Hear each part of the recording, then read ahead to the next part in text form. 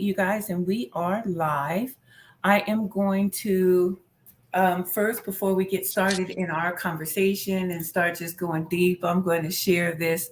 I'm going to share our live stream in our group, and I'm going to ask that as you guys share it on your social media pages, that you remember to turn your phone volume down so that we don't get feedback as you are sharing the conversation. So give me a second to multitask. I did that. Yay me. And uno más, uno más. And I did that. Okay, wonderful. So I just dropped that inside the groups. Tony, make sure you have access to it as well. Bam, I sent it to you too. Phil, I ain't sending it to you because you just barely be on social media. I tag you in the conversation. So first of all, welcome to the Anti-Black Conversation. I appreciate you guys for joining me this evening. We are going to go around and we're going to do an introduction here in just a second. Let me just kind of frame and shape what we are going live to discuss tonight. So for those of you that don't know, hi, Pastor Kelsey. Love me some Pastor Kelsey West. He's awesome. What we're going to be talking about tonight, we are going to actually have a conversation about youth and young adults. We're going to talk about the state of our youth and our young adults. Now, before we dive into this dialogue and conversation, what I wanted to do is I want to make sure that folks that tap in, that you know, one, who I am. So my name is Tony McNeil. I am an ordained elder, and I am also a organizer, a community organizer. I do social justice organizing. I do leadership development and consulting and all of this different stuff. So I have a lot of different amazing gifts and talents and abilities and stuff. And I am the host and facilitator for Anti-Black Conversations. It's something that got put on my heart. I was inspired through a conversation with some folks in the community that I work with, Jasmine Delafosse and Nuri Muhammad. We were talking about the Black community and our need to be able to actually unify, and what are some of the things and hindrances that prevent us from being able to work together. One of the things that came up was that anti-Blackness is really prevalent among the Black community. We struggle with anti-Blackness. Let me say that again. We struggle with anti-Blackness. When I look at myself in the mirror, the things that I don't like about me, in most cases, some of those things I've been conditioned to not like about myself. Very difficult to live in a society that is anti-Black, that is racist, that hates Black, and the darker you are, the more loathed you are. It is very difficult to live in that society and not embrace some of the toxicity that abides in that type of society. So I have an issue with my own Blackness. Yeah, I do. I just want to sit in that for a minute. I'm not going to stay there. Oh, thank you, God. I'm not going to stay there, but I just want to make sure that we really are honest. I have an issue with my own Blackness. And if you don't think that you do have an issue with your Blackness, then that's okay. Prayerfully at some point, self-deception will be revealed, and then you'll be able to actually be free from the delusion that Western civilization, America, has stripped you of some love that you should have for your natural self. Well, Marcel, what you asked me, have I ever been in a space where I didn't feel like I was a Black woman? Yeah, well, you're a woman, not a Black woman, just a woman. That question made me cry. That question made me cry because I don't ever know what it feels like to be in a space to where I'm just a woman and not a Black woman. I always walk in that. I always process that. I'm processing heavily. I'm processing heavily in the fact that I'm a Black woman on an anti-Black conversation, facilitating a space surrounded by Black men. I'm processing that in real time while it's happening. I had to know how I needed to make myself look. don't do this and speak this way and posture yourself that way, and how do you show up, and blah blah blah blah blah. So anti-blackness is real, and it's a very strong thing that we deal with. So become whitewashed in a white supremacist system and society. And so we got to lean into that a little bit so that we can reclaim some of the freedom that we have liberty and right to when it comes to our families, ourselves, and things that we have inherited as a royal lineage. So I know that I said a lot, and I know that that was deep. And so we're gonna come back now to the shore so that we can stand on the sand for a little bit. Tonight, we're going to talk about our youth and our young adults. Where are they? What are they experiencing? What are they going through? This is going to be an emotional conversation. I see Ender already stretching. Yeah. Yeah. It's going to be a deeply emotional conversation because we're talking about our future. We're talking about kings and princesses and queens and children that we've birthed and brought into this world, and what it is that they have access to, and what we need to do in order to advocate for them to have freedom and liberty. How do we pray? But prayer and not doing nothing, right? Faith without works is dead. That's like prayer. Don't just tell me you're going to pray for me and say Jesus wept and stretch your hand and then not do a thing. And so I got to back up because I'm already getting ahead of myself, and I get a little stuff. So, okay. So I'm going to create space so that we can introduce ourselves. And so I would like for you guys to, so we'll do, introduce yourself, let us know, let the folks know who you are, where you hail from, and what brings you into this conversation. Why do you care about the state of our youth? So Marcel, who are you? Where are you from? And why are you here? Why do you care about the state of our youth? I'm jumping off first, huh? All right. So, Marcel Woodruff, like Tony, I wear many hats. I do a lot, mainly anti-violence work, youth work. But if you want to classify me, I would say I'm an abolitionist and a revolutionary. And where am I from? I am, from Fresno, California, part of the diaspora, the Black diaspora, but recently reborn out of my Ghanaian non-heritage, man. So they call me Kojo now, and so somebody who's really reconnecting with their ancestry and the legacy of Black liberation and freedom across the diaspora in the world. So I think that's me in a nutshell.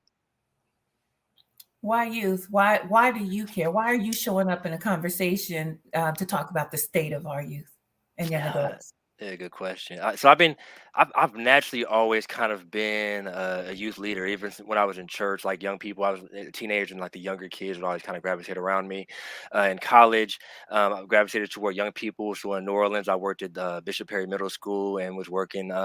In New Orleans, when it was the murder capital of the world, really delving into working with young folks who, if they didn't have like a private education, they were more likely going to end up dead or in jail just because of the circumstances they lived in. And then I came back to Fresno, and once again just really invested in young people, primarily like gangs, like doing prevention, intervention, reintegration work. And so that was almost 18 years ago, and in that 18 years I've lost over 100 young people to just various things, mainly violence. And so what brings me into this space is me processing, right? And initially it was, I want to create a world that I could then hand off to young folks and they can kind of carry the mantle. But in a system that's destroying them faster than I can fix them and heal them, what does that mean? And so part of this conversation is about me discovering what does it mean to really love young people in a space that's designed to discard and dispose them. Mm. Ashe. So let me see.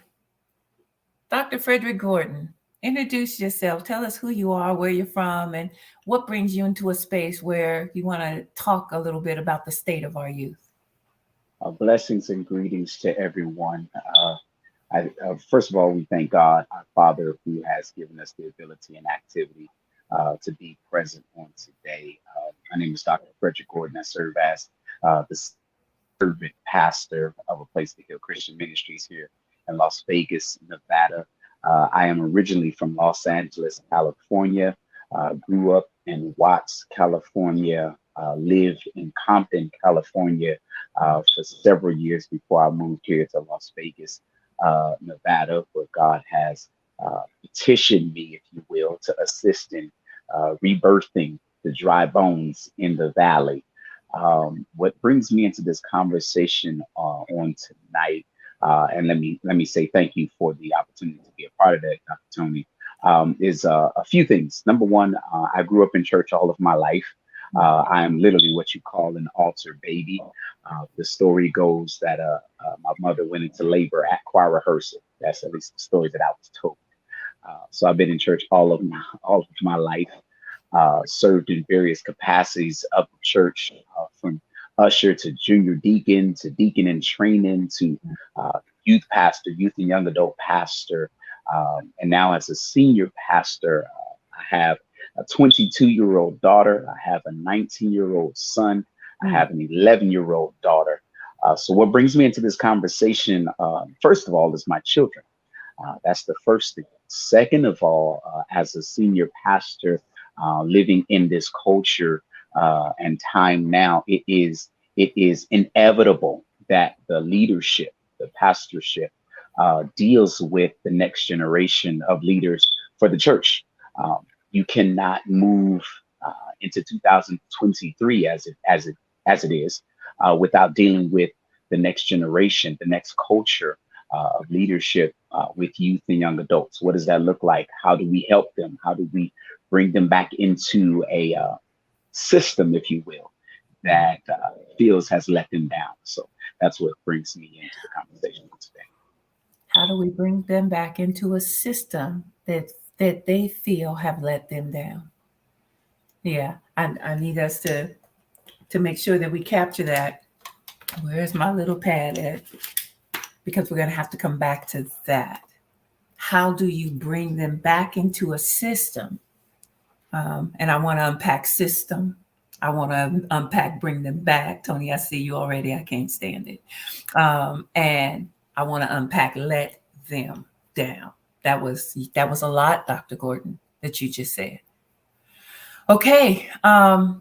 Tony, introduce yourself. Who are you? Where you hail from? And what brings you into a conversation about the state of our youth and young adults? For sure. First and foremost, thank you for the space, for on behalf of young people and just myself, and then even Black people as well. So thank you for inviting me to the space. I'm so glad to be here with such people here, such giants in the work. I'm born and raised in Stockton, California. Still live here.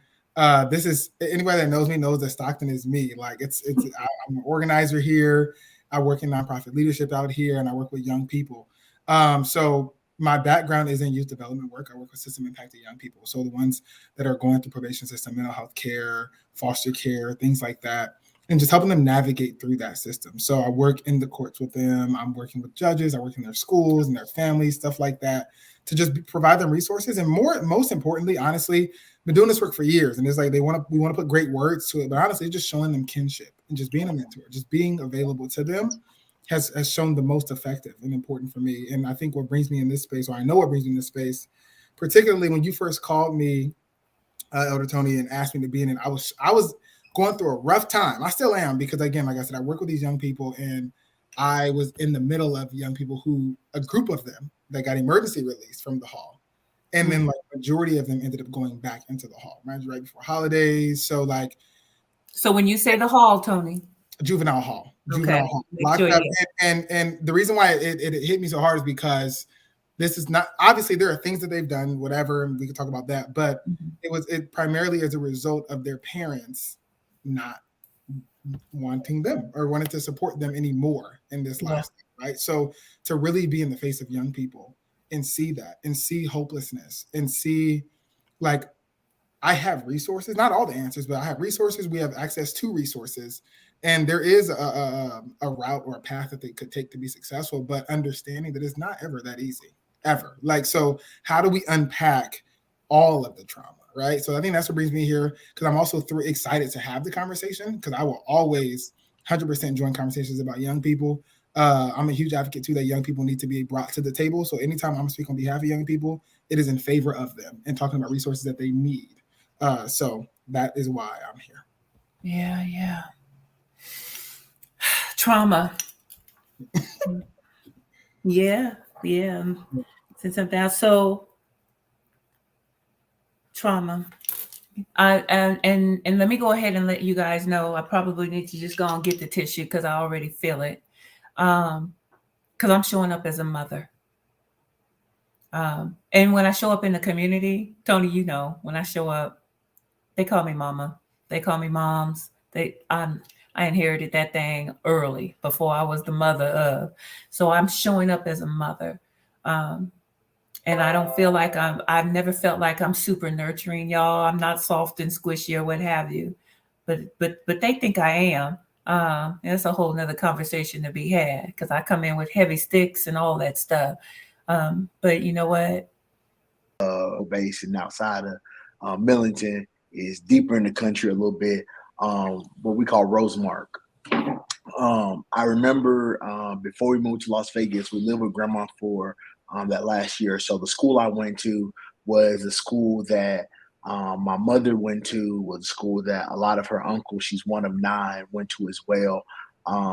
Maybe the second day of school, Miss Waller, who recently passed away, Miss Waller slapped me in the back of my head and said, "You one of Hannibal's children." And I said, "Yes, ma'am." She said, "Tell your grandma Miss Waller want a pecan pie." And went back to grandma's house, told grandma Miss Waller said she want a pecan pie after school. And grandma made Miss Waller a pecan pie, but she didn't give it to her in an aluminum tin. Gave it to her in a glass pie pan. Okay. You know that means something. Yes, sir. Because of the relationship, she knew that their relationship was so deep. She was gonna get her pie pan back. That's She right. also had invested because Miss Waller had taught so many of Hannibal's children.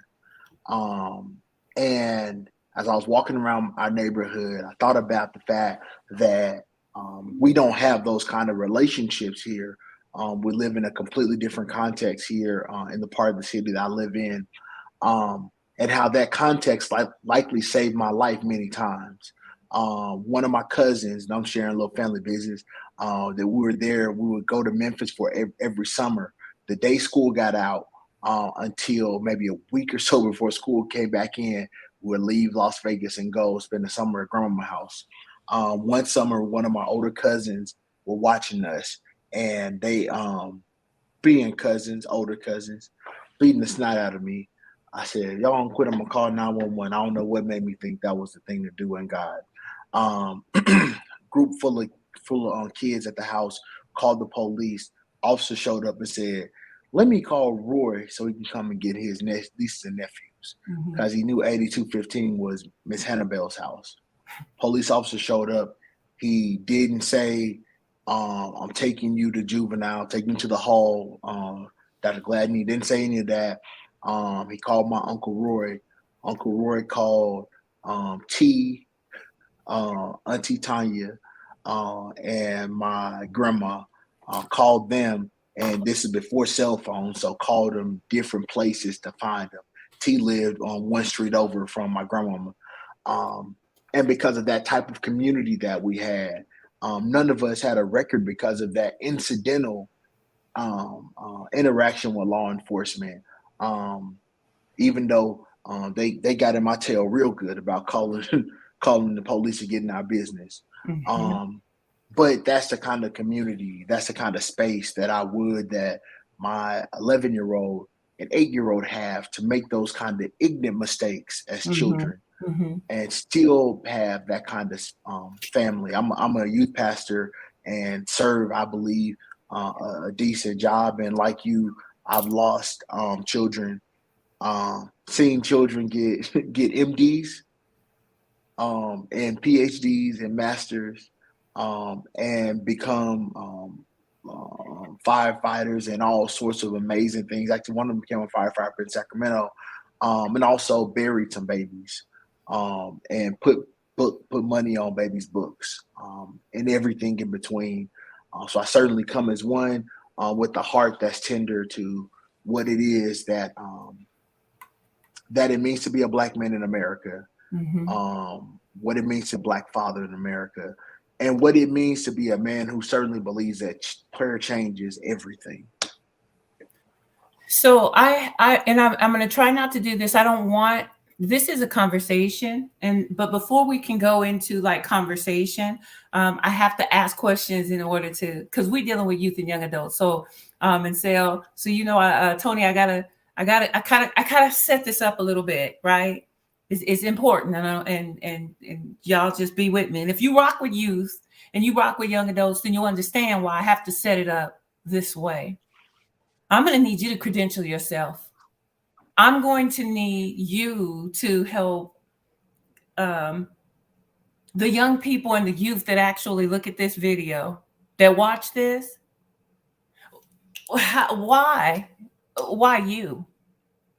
What makes you someone that they gravitate to? So, for example, I'm a mom, right? And so I had to figure it out because I'm 53. I'm 53 years old and I still have youth showing up in my spaces. I still have young adults that are gravitating to me. When I think, Marcel, I'm not supposed to, right, anymore, right? I thought I was supposed to time out, right, Dr. Gordon, because I'm 53.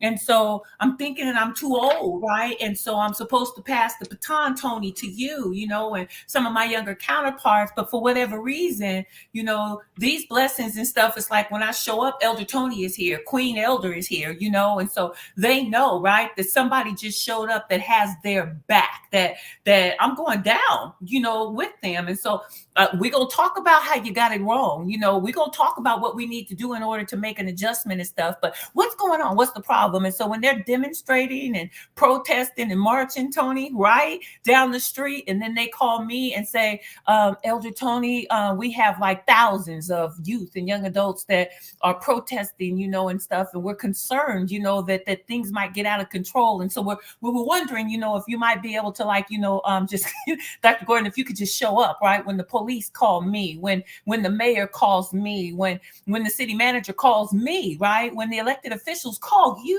And so I had to understand that because they were calling me, it was because there was a response. But when I show up, what I also had to do was take my elder stick. That's what it is now, but it was a stick, Tony, I was using to help me walk because my back was going out, y'all, because I was having some complications walking. And I had to walk through the line of police officers. I want you to envision a demonstration, right, about George Floyd being murdered. And our youth and young adults were like done protesting and demonstrating and marching down the street, shutting it down. And they call and say, can you come and do something? Because we're not sure how this is. And so I did. The ones that called me, I walked right through them, right down the middle of the street with my stick to help me with my back to the youth and the young adults that were demonstrating. Got to them, and when they seen me, they began to weep and to cry out. Some of them laid on me so heavy, I thought that I wouldn't be able to even bear their weight. And I said, where do you want me? And they said, Queen Elder, we need you to stand up here in the front with us. And so I turned around and I began to march down the middle of the street with my babies, these youth and young adults, towards the law enforcement that called me to make sure that they know I've chosen a side. I've chosen a side. And so when I say credential yourself, what makes you someone that youth and young adults are even gravitating to? Anybody pick that up? Anybody? So my block, I'm sorry. Go ahead. Yeah. So my block for years was filled with kids walking back and forth to school. And so I became the guy breaking up fights. And I'm telling them, like, no, what y'all fighting about? That's ignorant. Let's talk. Or, oh, you want to buck up at me? What do you want? Northtown? That's the police department. You want Northtown to come and break up the fight? Take your butt home. Because tomorrow, if you show up at school tomorrow, I know the counselor. And the counselor's going to let me know if you're up here fighting. The counselor's going to call Northtown. We'll call CCSD police, the school district police. You don't want them problems. Figure out a different way. We're at our Holy Convocation in early November, and there was a little boy running through service, and this was I believe at the Sunday night service. He running through the church, and I was talking to a brother, and I said, "Hey, quit running this church. Now it's a convention center, but we done made it holy and sanctified to God. This church for us." And the man said, "Oh, you must be a school teacher." No, I got kids. I care about these people, and they feel that, right? Because one of the cardinal rules I learned when I first started youth ministry, my mentor said, "Rules minus relationship equals rebellion." My God, First rule. say that again. Rules minus relationship equals rebellion. It was one thing that blessed me, and what I learned is that there's a relationship, but there's also a knowing that happens, and they hear your heart. It ain't pull your pants up, do this, it ain't that. It's walk around this church, and a little 9-year-old, maybe 9 or 10-year-old, two of them I've never seen before in my life. But they looked at me, turned around, and said, "Yes, sir."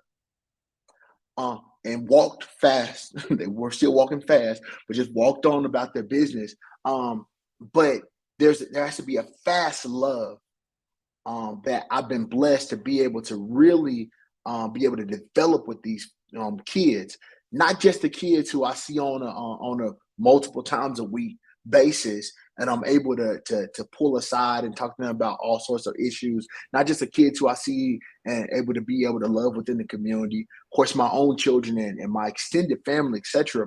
But every child I come in contact with, the way you love on them, if anything credentials me to be in this space, is that the kid who I ain't never met before, when they see me, they recognize something in me.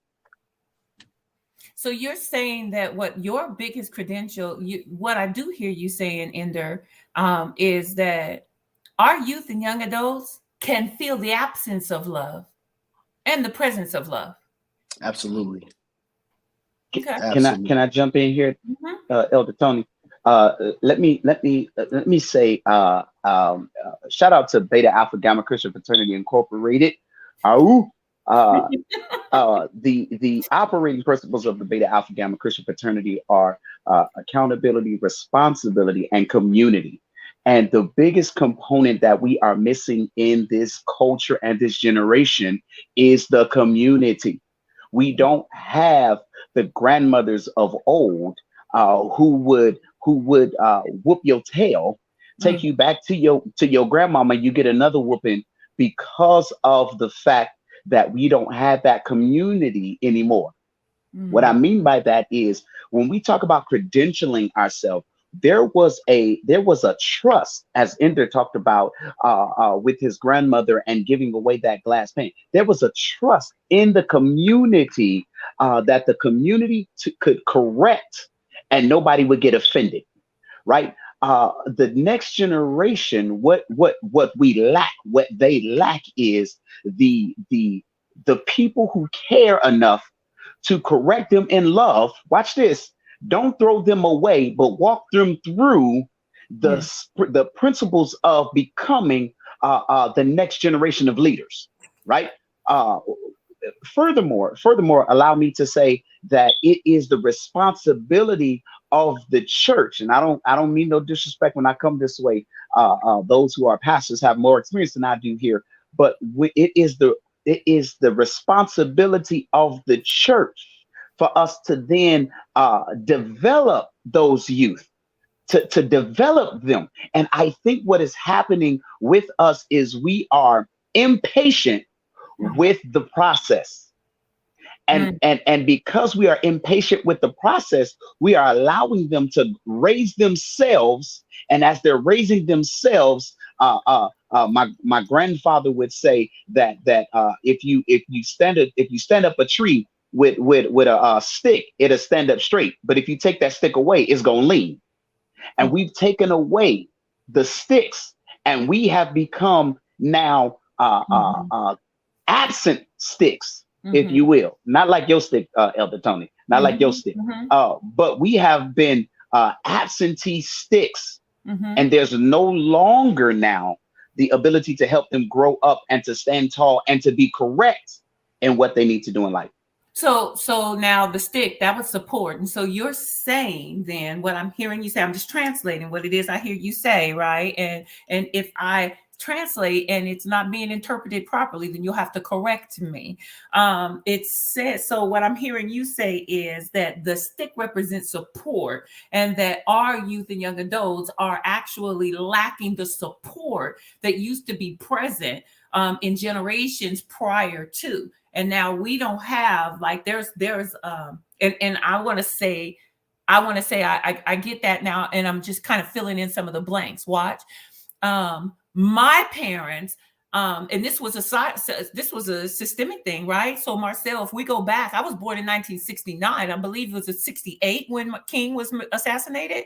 Okay, and so nobody told me about that in my house, right? I don't even think, because we were still dealing with the onslaught of drugs and stuff that was being flooded into the community, and so I was dealing with that in the house, and there was anger, and then there was dissonance and discord within marriage because we were dealing with economic issues that were present and stuff, and being arrested for drugs and all of that, and in the church there was no real spiritual faith leader.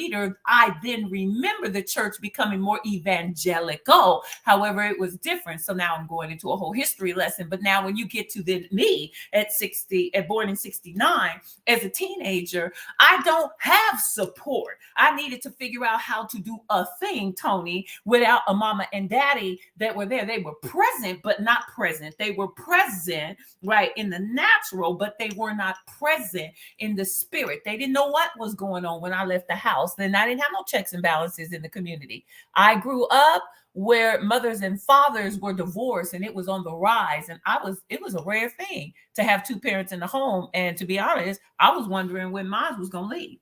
So I didn't have a stick to help me not lean. And my brother absolutely didn't have a stick to help him not lean. Let me throw this in there, and then I'm gonna shut up on this point.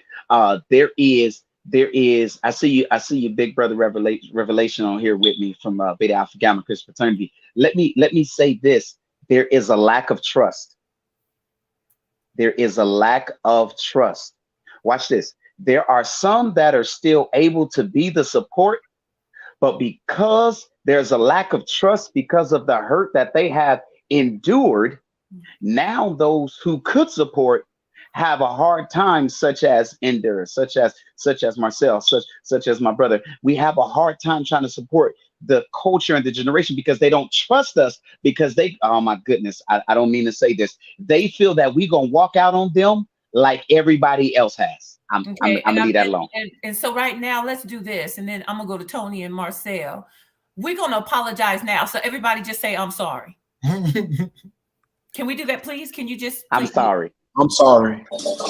Just in advance, Tony and Marcel.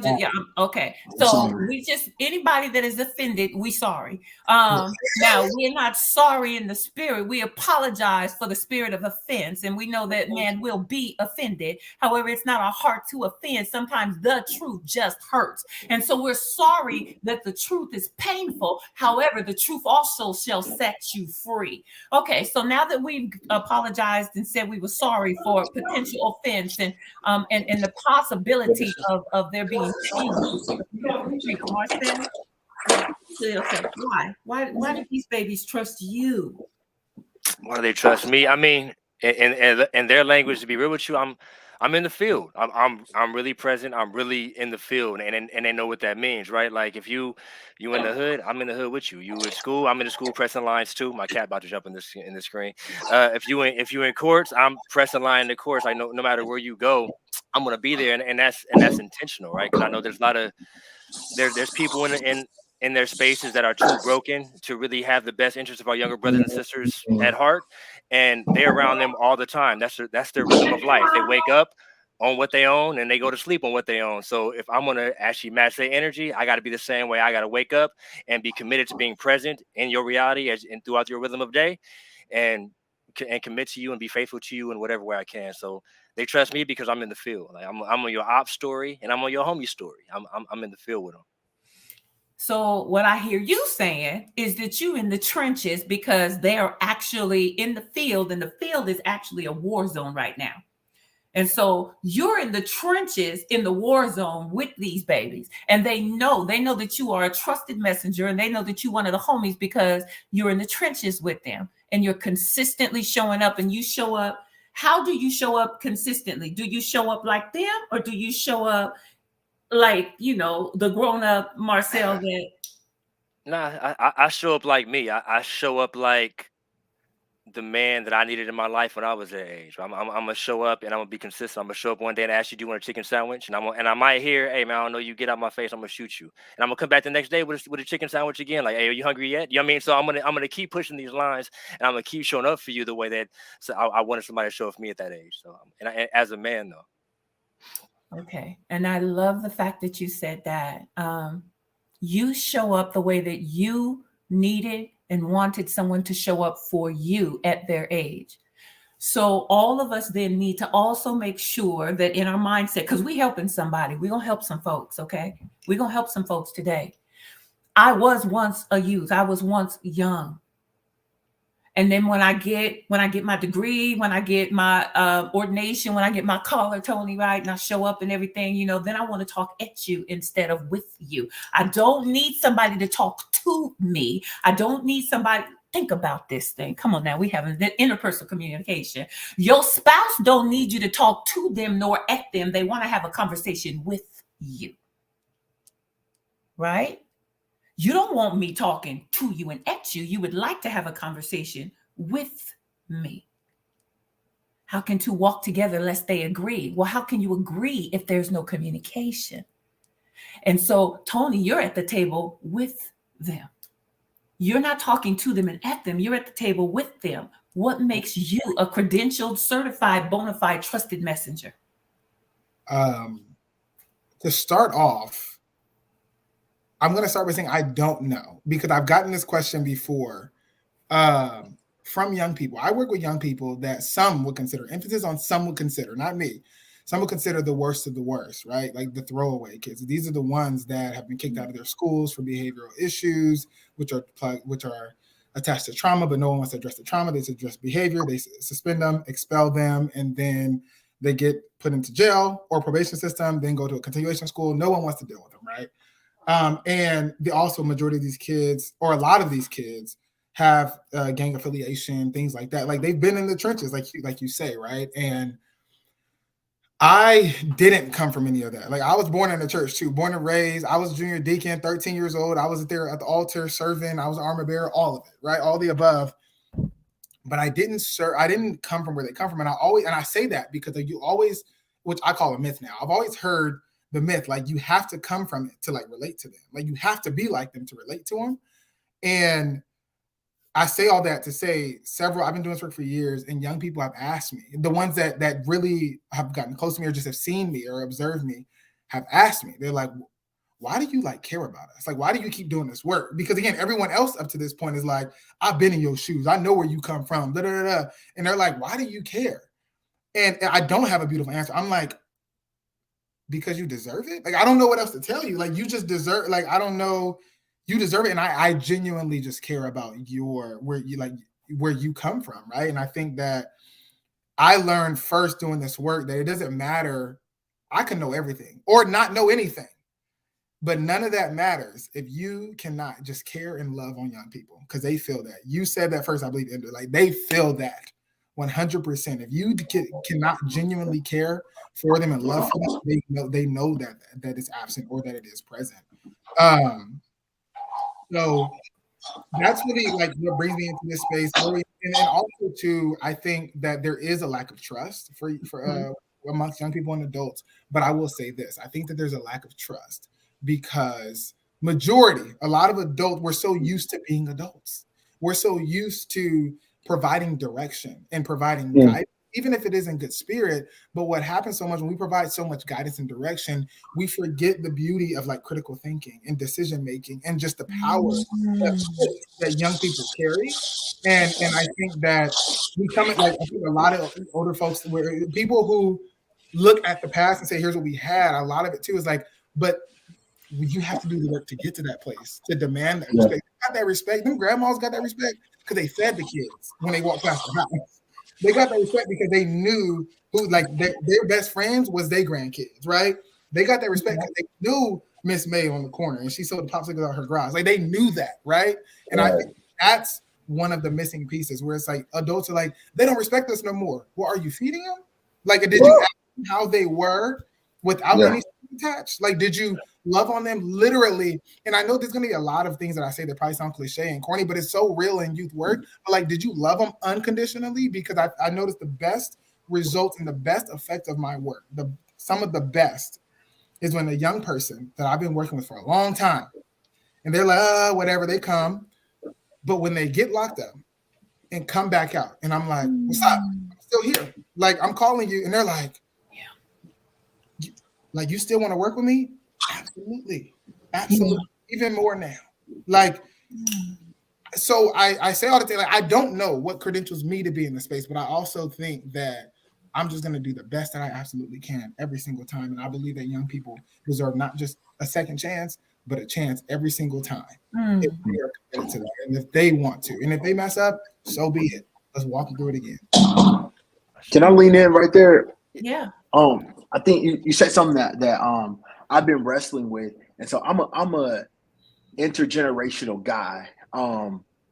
Out of like, and I love preaching, but one sermon the Lord gave me that really blessed my life, and it really was more of a word than just a sermon itself.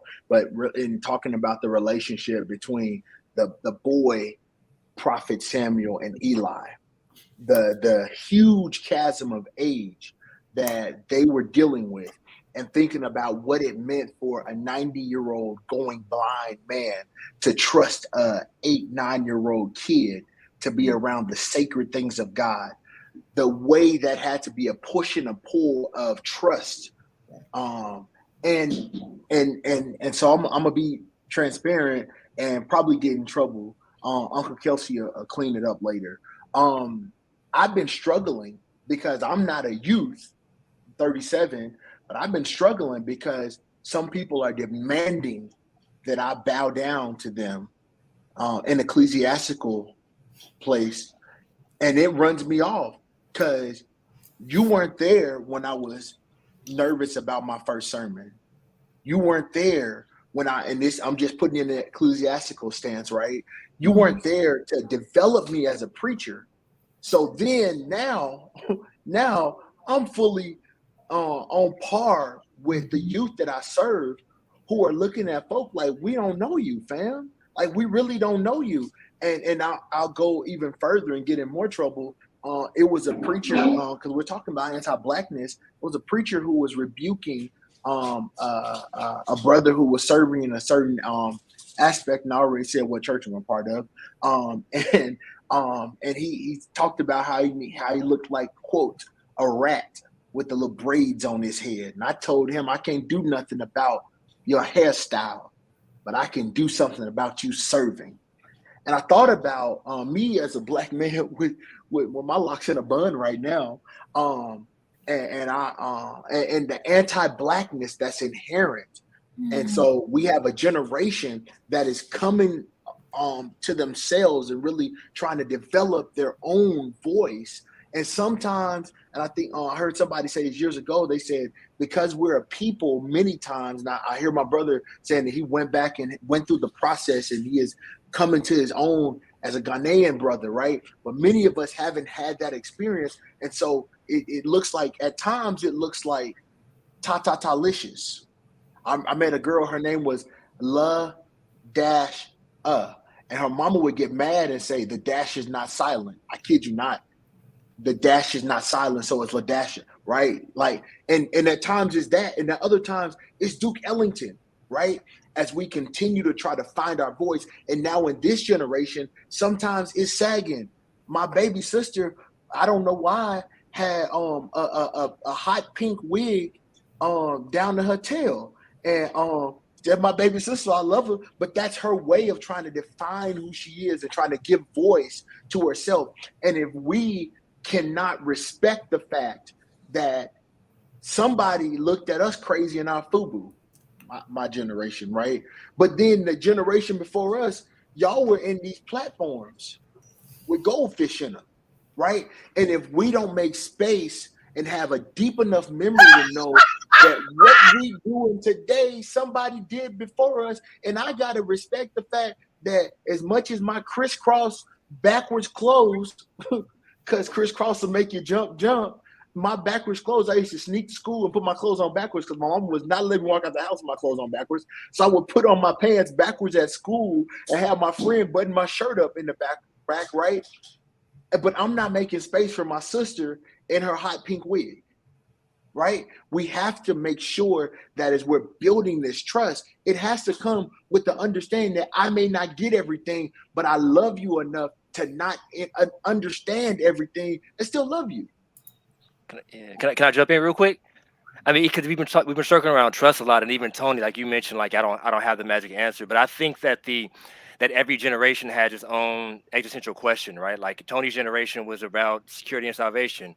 My generation was about meaning and relevance. Was this meaningful? Is it relevant? And this generation is about trust. Every third Facebook ad is an ad, right? Every third Instagram thing is an ad. Everybody is telling me who I should be, what I shouldn't be, and everything around me wants me to be everything but me, right? So in this context, who do I trust? What can I trust? I want to read the Bible, but TikTok is telling me it's not reliable, so on and so forth. I live in this constant state of dissonance, and so I'm looking for who can I trust? Who can guide me through this? And I think that, like as Tony was speaking, he answers that question like, man, you can trust the faithfulness that I'm going to show up with, even though you just got out of jail, and I still love you, right? Can I jump on back of that? Yeah. Let me jump on back of that with two things. First of all, I want us to pause and recognize the fact that we as Black men have to surround the Black woman better. Let me say that because a majority of the households that children are coming from are households with mothers and no father. So let me respectfully say then that as Black men, we have to do a better job of surrounding our Black women, right? And ensuring that their voice is being heard just as much as we want our voices heard as men. Let me say that. Second of all, let me say that Jesus, and this is what the modern preacher does not preach about. Okay, not everybody, but a good chunk of them, Elder Tony. Jesus comes to the people and says, "Are you hungry? Let me feed you." He gives them what they need practically before he gives them something spiritually. Well, wait a minute. Wait. Before he even did that, he did something that the disciples didn't even know to do. He looked upon the multitude with compassion. Right. Okay, I'm sorry. Go ahead. The compassion led to. Okay, I'm sorry. Go ahead. If we're going. No. You're absolutely right, because that's where I was going, and not only to the compassion, but he had compassion. Here it is, because there was a need. Yes. Watch. I don't mean to turn this preachy. I really don't. I promise I'm gonna keep my theological in the bag. But watch what Jesus does. He looks upon the people, sees their compassion, sees that there is a need because he was so compassionate about it. And before he gives them the spiritual things, he says, "Let me give them the physical things. And then watch this. When I give them the physical things, they will be more apt to hear me spiritually." Here's where we have a problem with trust. We are trying to force feed them the spiritual things, and we haven't even tried to deal with. Let me watch my voice. We ain't even tried to deal with the practical, everyday things. We're talking about when we use this terminology of trust. How can I trust you to deal my spiritual issues when you can't deal with my issues of me trying to find a job, bruh? Come on, help me understand that. You trying to tell me to come to your church, right? You want me to get active, but yo, my kids are at home, my baby brother's at home, my mama's at home, and we ain't got no food. So we ain't got no lights. This is a conversation, and because so you going into a space, because I'm about to move us into. I apologize. We apologized a long time ago, so we did. That's right, everybody. So we good with that. Thank you for the reminder, Ender. So now watch this though. I love that you said that, because one thing that came out, and I never thought about it until you said it, Dr. Gordon. Yes, Jesus looked upon the multitude. He looked upon the crowd with compassion. And then he didn't feed them what he thought they wanted. He fed them what a child already brought. He fed them what they already eat. He fed them what they already had. So he didn't create something that he thought they needed. He pulled the lunch from the little boy and then spread that out amongst them so that they could eat. Now, that really was important. Now, I don't know why that was important. So whoever you theological, deep thinking folks are that are watching right now, I need you to grab a hold to that. The Lord said, instead of trying to create what you think they need, look at the resources they have. Feed them what they already packing. Feed Come them what on, they're come already on. carrying. Help them to eat what it is that they are already bringing forth. They may not have enough for everybody. You, the one that's supposed to have the faith in order to ensure that what they bring is enough for everybody in order to share. But you need to have love and compassion to do it. So preach, Tony. Okay, that's good. Thank you, God. All right. Now, bringing it back now over here, the other thing is that they're not getting what it is that they need, because we're trying to say what they need spiritually, and they're telling us what they lack naturally. And we don't want to advocate for what they lack, because we ain't trying to rock the boat. Why? Because Martin Luther King got assassinated. Malcolm X got sent to prison. All of the other preachers got sent into their corners, and the government put all of these stipulations saying that you bet not and you can't not, and you'll lose your status in 501c3 and tax breaks and budgets and all of this. And then the white evangelical church said, build a church like this and get a mega church, and this is what you want to do. And so now we're going to have, like the big Saddleback church, all in the cuts in the corners and stuff. And I'm sorry, I'm the homie. I don't understand what you say. A purpose-driven life. I don't even know what that looks like, because you're not speaking my language. And so we're bringing now a white man's mega church theology and practice into the hood and the block, and trying to reach a community that has been traumatized, perpetual trauma. And we're scared to be authentically who we are. We're scared to be the church. We're going to have an anti-Black conversation. We're going to talk about what's going on with my babies. Let me tell you what happened to me. Okay. I want to jump right on that. I want to jump right on that, because no apologies, because the church looks like what we think it should look like instead of what it actually was built for. All right, let's go ahead and go then. Since we going, listen, Jesus didn't even fool with the church. Let's talk about that. Let's talk about Jesus not even fooling with the church. Let's talk about Jesus saying that I need to go out and get the people that is really going to build the church. Here's why I bring that up, and then I'm going to shut my mouth, because the problem that I have with the modern church is it looks great on camera. It looks amazing on camera. You got the LED lights. You got the great background. You got all of that stuff. But then when I need you, I can't find you. A form of godliness denying the power of God therein. Bam. So, yeah. Not only that, but you brought up something that was very key. Because we're talking about we're talking about anti-Black conversations. Why is everybody trying to bring, oh man, I'm about to get in trouble. Why are we trying to bring this white gospel to a Black neighborhood? Oh, no, for real. Talk to me, real talk, people, because here's where I grew up in Watts. I grew up in Watts. Okay. And when I talk to the cats on the basketball court, I don't come to them with the thou shalt and thine art. I don't come to them with that. Listen, I come to y'all. Hear me? If somebody watching me on live, they'll know Pastor Gordon talk just like this in the pulpit. Listen, G. Listen, bruh. Listen, sis. Listen, homie. That's how we talk. You know why? Because that reaches them where they are. One of my brothers was talking about how you got to be where they are. Paul said what? I become all things unto all men so that I might save somebody. Yo, you ain't becoming all things, you becoming one thing. And you think that thing is gonna save them? They ain't listening to us. They out here saying, bro, miss me with that. I'm going about my day, because you on that other stuff. I ain't got time for it. And if we can lean into the challenge that we have, is that many of us are, I think you framed it well, Elder Tony. Many of us are still living with the ravages of the colonialized mindset that we've been indoctrinated in, right? I have one of the most difficult things on my assignment when I'm picking a hymn. We do hymns typically on first Sunday.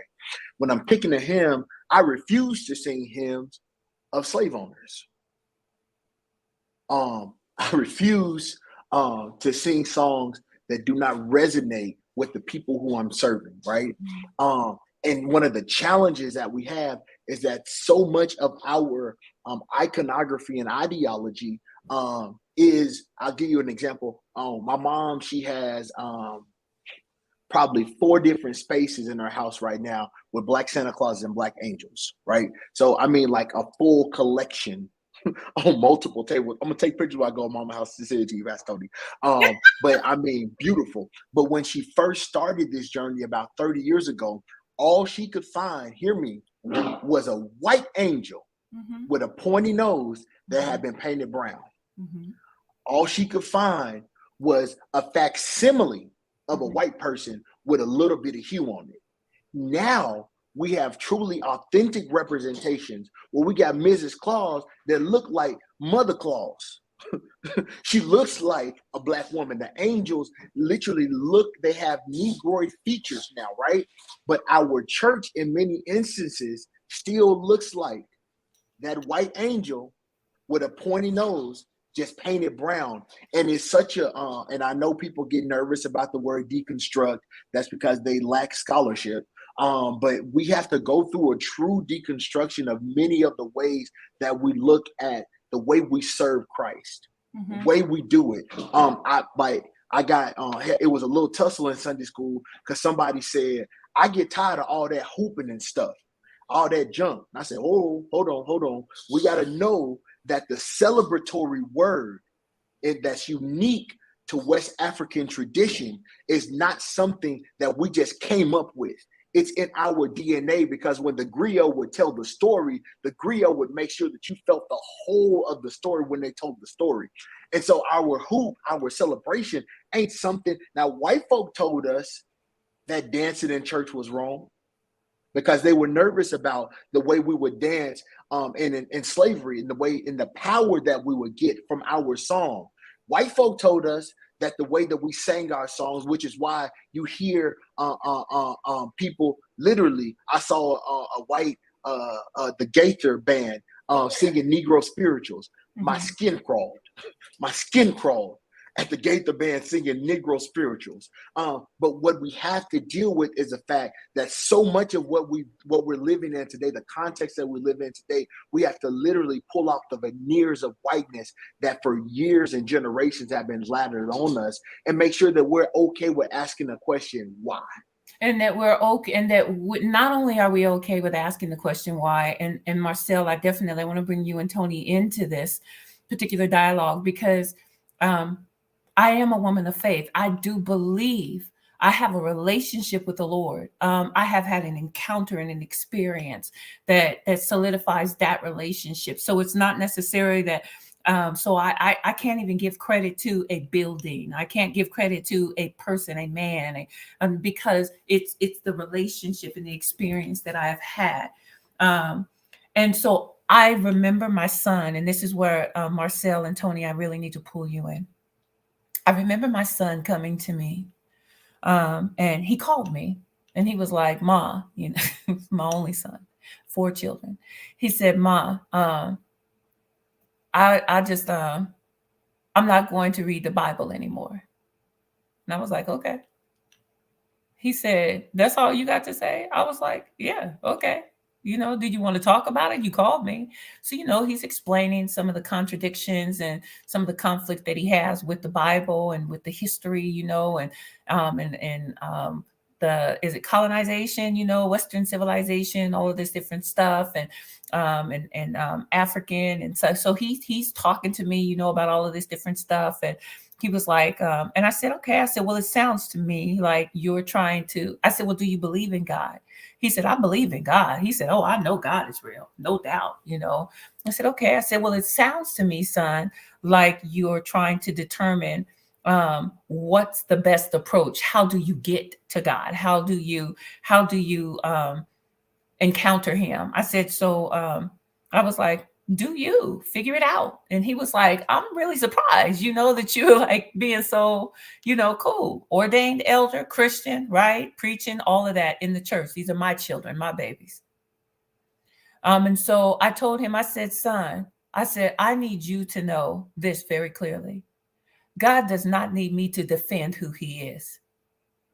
And God is not intimidated by your questions. Man is intimidated and starts tripping when you begin to question God and they get defensive. However, I challenge them why you get defensive. Our youth have questions. Our young adults have questions, and they have a lot of questions. And until we stop feeling like we need to be the one to defend who God is, because really it's not about me. This ain't about me. This is about him having his own personal experience and encounter with the Lord. Him. God is not even tripping. All you did was created a space for God to show himself strong, to prove himself to you, to show him who you are. And son, I am so excited. And so that was the conversation that we had. Because I've been open like that with my children and open with others that have had those experiences, it keeps that door open and it keeps them allowing them to go and to have that personal encounter. I'm sending them to a linear. I'm sending them this way as opposed to this way. Because Pastor Gordon, sometimes the buck stops with you when I do this. I can't keep just sending people to the pulpit because they don't never get to the throne. And so I'm trying to make sure that they understand that God is bigger than just you, right? He's bigger than the personality. Anyway, I don't want to get lost in that. Our youth and our young adults, they need to be able to ask these questions. What is faith? Why should they have faith? Marcel, are you a man of faith? Yes. Do the homies know it? Do the little homies know? Yes. They know. Masters in divinity and all. They know. They know my story. Mm-hmm. And so do you make demands and tell them how they should show up, how they should see God, how they should approach God? No, I mean, I think so. I mean, I grew up under a dominant narrative that told me I was going to be dead or in jail by the time I was 18, at best 25. And when it did happen, it was going to be my fault, right? And so physical need and physiological needs are conflated with moral failings. It's like this is going to happen to you because it's your fault or you deserve to be punished. And then to exist in the system that the church that justifies that rationale theologically and religiously it's like this perpetual gaslighting that you're always in. You know that there's a system out here that wants you to navigate through it wearing this mask and never being yourself, but acclimating yourself to the white gaze and to white supremacy. And then the church then comes alongside and says, yes, it's right. And God is saying so as well. And so for these individuals to take a step back and say, Sel, I need to silence the noise. I need to get away from all these systems that are telling me that I am to blame for my own misery and not taking ownership of the weight of what is done to me and to my people historically is an act of faith to me. It's an act of saying, you know what, I'm going to step into something that I don't know because I know what I'm stepping in now is harmful for me. And so, and I think that I celebrate that, I encourage that, and I nurture that. I'm gonna jump in super quick here and say something because I think you highlighted something super important. I think when working with young people, and in this conversation, in this context, obviously it's about the faith, but I think one of the biggest things that we can do is demonstrate everything that we want to teach to young people, right? Or that we want them to get. Like you have to demonstrate. So you're like, when we want to talk about like what is faith or what is love or why do you believe in God, like demonstrate what that looks like to them. And I really believe, like, because my mom, she didn't say it this way, but I grown up, she's always said this to us, like, love people and serve people in a way that it makes them ask, like, who is that? Like, why are you like that? And who is that God that you serve? Not because you told me to do it, but I'm choosing to be curious now because I see how you operate and live your life. And I've noticed that too, just with young people across the board. They ask questions, they challenge things because they're genuinely curious. And we have to allow them the space to do that and challenge it and say, okay, cool. In love, I'll answer your question if I got an answer, or I'm gonna tell you I don't got an answer, but I will continue to demonstrate the best way that I can all the principles that I may preach to you or may not preach to you, but I believe in. How do I demonstrate that? How do I demonstrate God's love? How do I demonstrate faithfulness? Demonstrate like loving with no conditions and no strings attached. Like, how do I show that? And that's a constant challenge all the time. And I really also believe that is what builds trust in young people. Those are the unspoken things that are not written down on some description that builds trust, just demonstrating every time what it means like to love and what it looks like to do these things. And also being careful that once you have their trust, because of demonstration, because of everything, your consistency, don't abuse that and say, okay, now I can just tell them what to do because they trust me. You continue that it's a continued work to continue to demonstrate, to continue to be transparent with them and honest with them. And that I want to highlight this that Brother James is saying here, based on what you're saying, Tony, because having the right children, youth, and young adult leaders is crucial. Yeah. When you were saying demonstrate, as I'm listening to you all, what I'm also wanting to just lift up is it's just okay to tap out. Yeah. If you ain't the one. Can I put a hashtag here? Yes. A couple of years ago, I was sitting in a meeting with a couple of elderly personnel, and we were talking about how to reform the community. A young lady said this, and I've been carrying this for about maybe 7 years. She said, "Authenticity is the new generation's apologetic." And I sat and I lived with that for a second. She said, "Authenticity is the new generation's apologetic." Now, we know apologetics to be arguing our case or believing what it is that we believe, right? Standing on the premise. So when she said authenticity, basically what the young people are saying now is be you. That's what makes me listen to you when you're being you. That's what drives the next generation's lifestyle to be drawn to you, right? When we're authentic to who we are, right? And then I want to back up to this, and I hope I'm not jumping ahead of you, Elder Tony. But here's where we had a problem with the senseless murders of Black men, because if I'm not mistaken, and I could be wrong, the Black Lives Matter movement was upset with the Black church because the Black preacher wasn't with them in the marches. Mm-hmm. A lot of the Black Lives Matter movement had a problem with the Black church because they said, "Where the preacher at now? Mm-hmm. Where y'all at? Where y'all at now? Lives are being taken. Where you at now?" And you said it earlier, Elder Tony.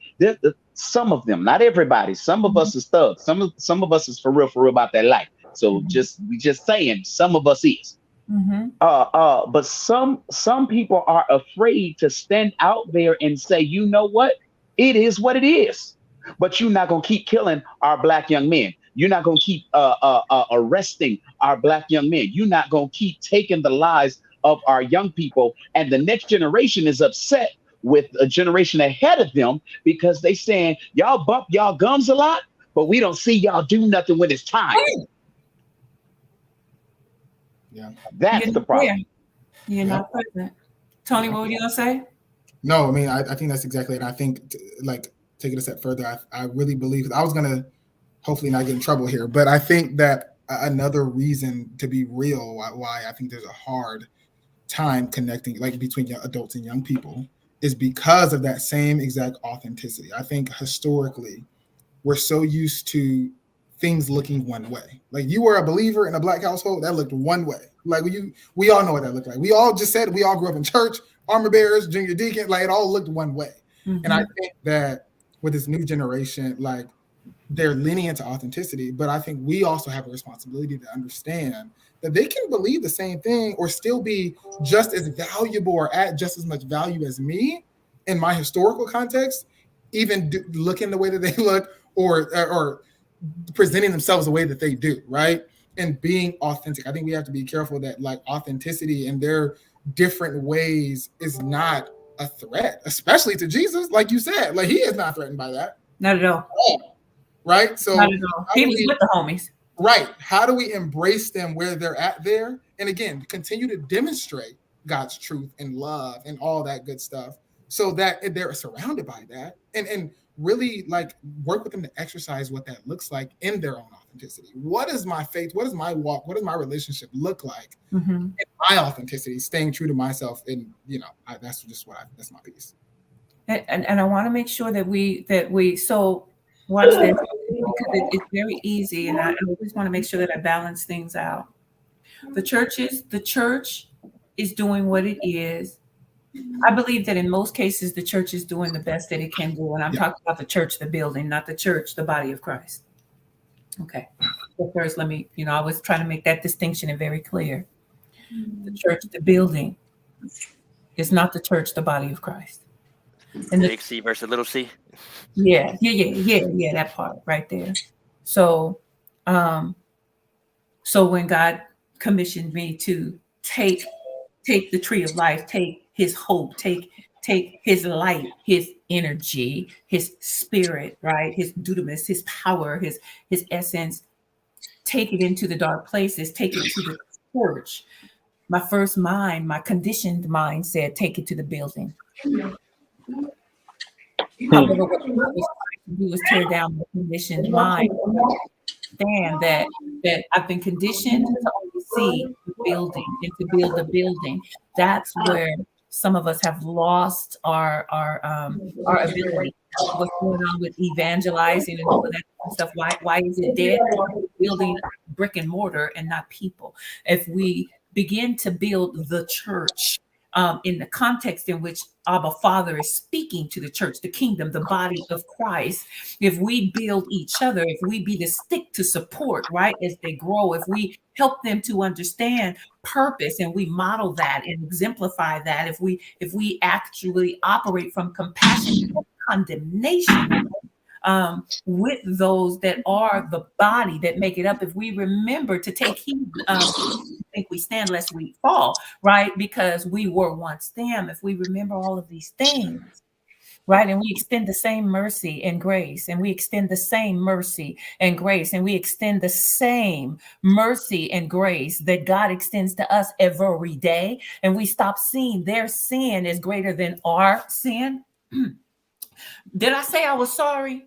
I did, right. And so if we stop looking at their big S sin in comparison to our little S sin and extend that same love that God shows us and mercy that he shows us and compassion, go into the prisons and see your babies, go into the prisons and see your children. God help me. It took me a minute. It took some of the homies from the block, Marcel, to heal my heart so that I could begin to engage with my brother who was incarcerated. I was going to see other brothers that were incarcerated and not dealing with my own. Preach, Tony, tell your testimony, put yourself out there and help people demonstrate what repentance looks like.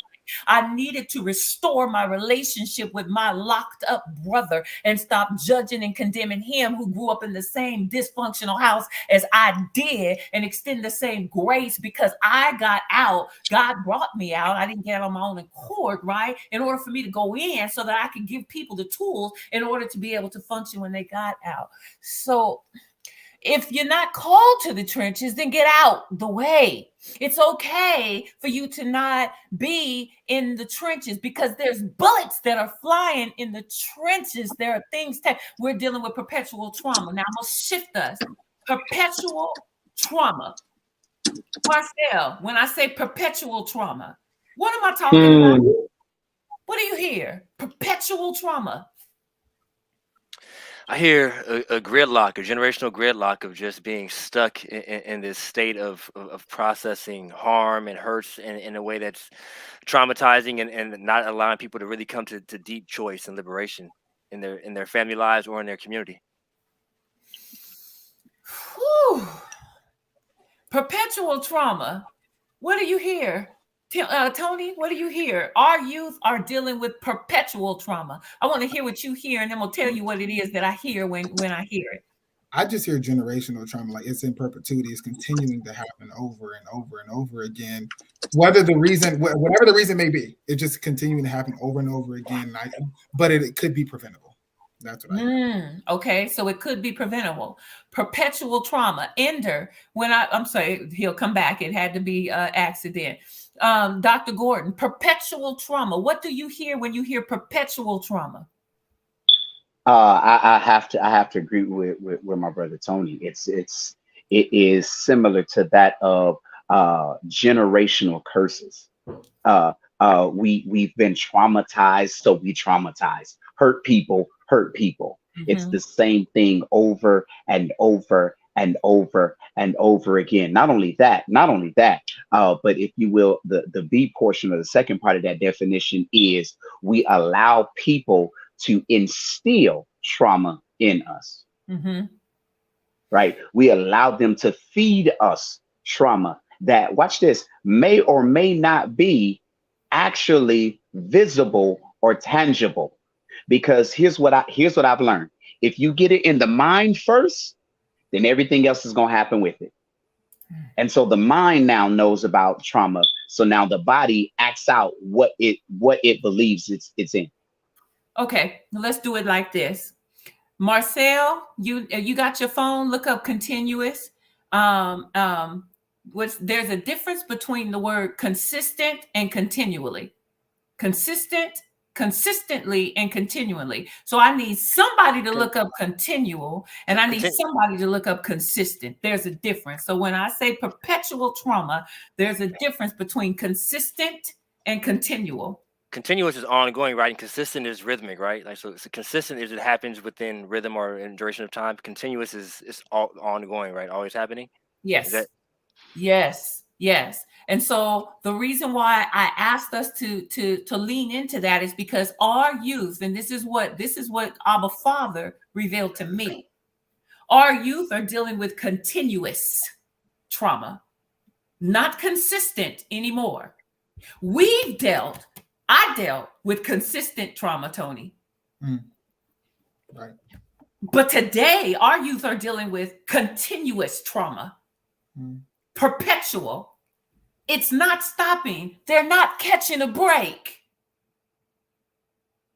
I have to jump in and agree with you because my son is 19 and we moved here to Las Vegas. We moved to Las Vegas about 3 4 years ago, and when we moved from California here to Vegas, my son said something to me and my wife. He said, "Man, it just don't seem to stop." He said it just don't seem to stop. And we said, "What, son, what are you talking about?" He said, "Man, I lost my friend last week, and then this week I'm losing another friend, and then somebody else called me and said something else is going on." And I mean, literally, it is like week after week after week after week, something is happening. And even if it isn't happening directly to you, right? I think we heard like every other week, almost every other month, it was another black man getting shot. It was another black man getting arrested. It was another black woman, something happening to her. And they're saying to themselves, "Man, can I get a break? Can I breathe?" Right? And they're saying to themselves, "Yo, like, okay, like I just need a break," which is why, and this is a whole nother conversation. I'm gonna say this and I'm gonna jump off of it, which is why this generation is so suicidal and depressed because they would rather be out of it than to continue to have to deal with it. Or imagine this too. This is just had this conversation today. Young people texting you that they rather be in jail to just have clear headspace because I can't. It's just too to be in jail for clear heads. It breaks my heart, and I'm not naive to say that I have all the answers or I can do what it was, but it does. Those responses always make me say, what can I do better? Like what as a system, like, and that's what lets me know too, it's a systemic issue. This is not just Tony, right? This is not just you all. And that is when very recently, I've been doing this work for years, but very recently I made the transition to understand like, oh, this is a systemic issue. Now, if I want to see true like shifts and true change, we have to be involved at a systemic level. Like I hated politics, right? But you have to be involved at a systemic level because it doesn't matter how much I support that young person. There's a reason why he and so many others feel like they'd rather be in jail for headspace. And that's not an issue that just Tony can fix, right? That's just what is a system doing to fail them and not allow them the space to have a head to say I want to go to jail because I need to like that. Oh, it just breaks my heart. And I don't even know where I was going, but it was just you went right where you needed to go. You springboarded us right into this is a systemic issue, Marcel. Oh, nothing. I was gonna say. I mean, even the system conditions them to even believe that that's where they belong in the first place, right? Like that's the messaging I got. Like you belong here. This is where you belong. And so I didn't get this job, or something happened in the hood. Oh, it's really because I don't belong here. I belong in jail. I don't belong free. I don't belong with my people. I don't belong in community. I don't belong in loving spaces. I belong in a space where my humanity is stripped from me, and people tell me what to do day in day out because this is the messaging I've been hearing my entire life. So, Sawubona.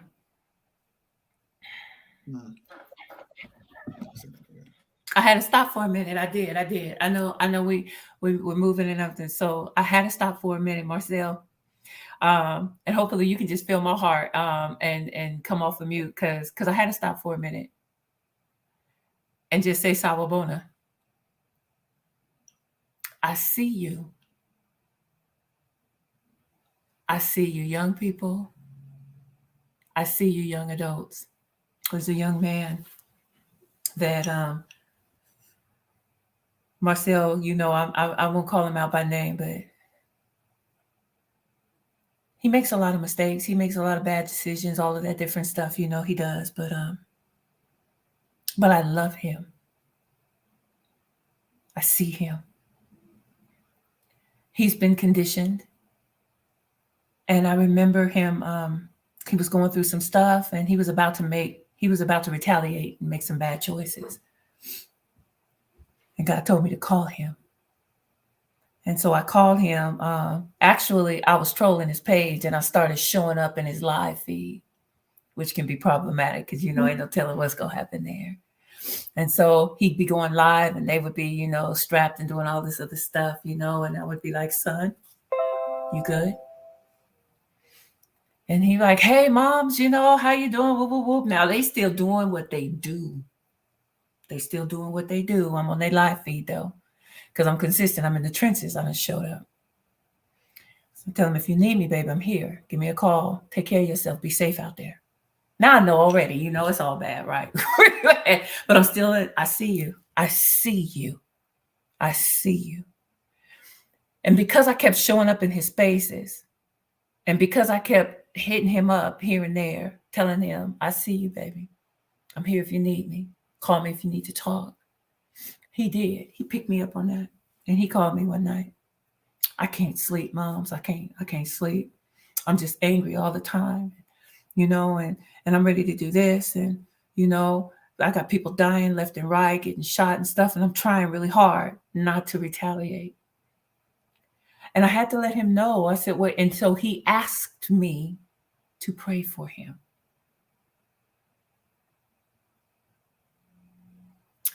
First thing that I did what I needed to do with him.